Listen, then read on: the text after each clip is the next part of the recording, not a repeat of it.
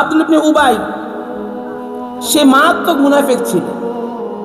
তার নাম আব্দুল ইবনে উবাই, আবার ছেলের নামও আব্দুল্লাহ। ছেলে ছিলেন ভালো, নবীর আশেক, বাবা ছিলেন মুনাফিক।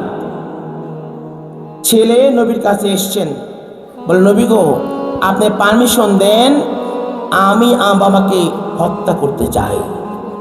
রাসূল বললেন লা তাকতুলহু, আই লা তাকতুল আবাক, তুমি বাবাকে হত্যা করো না। বাসায় গেছেন, আবার পরের দিন আসছেন, নবী গো আর সহ্য হয় না। কেন? সে আপনাকে বকা দেয়, নাউজুবিল্লাহ, সে আল্লাহর বিরুদ্ধে কথা বলে, আপনি পারমিশন দেন।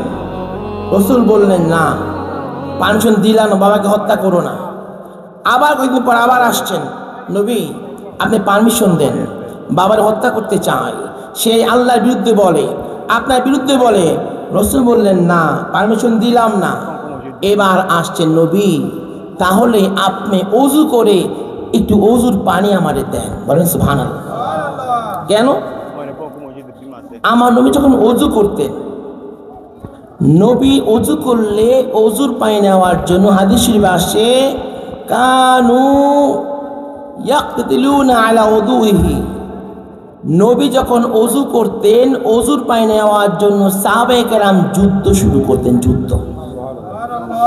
আর আসতে বলেন সুবহানাল্লাহ। আমার নবীর ওযুর পানি নেওয়ার জন্য সাহাবীরা যুদ্ধ করতেন।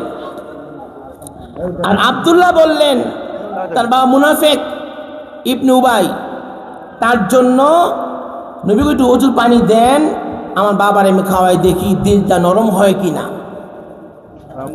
নবীজি ওযুর পানি দিলেন, বাসায় গেল, বাবারে খাওয়াইলো।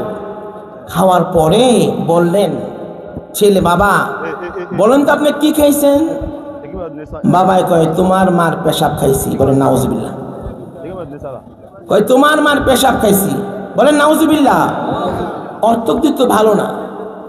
আবার নবীজির পালিত মা উম্মে আইমন রাদিয়াল্লাহু আনহা, উনি নবীর পেশাব মোবারকে সুস্থ হয়ে গেছেন। সুবহানাল্লাহ।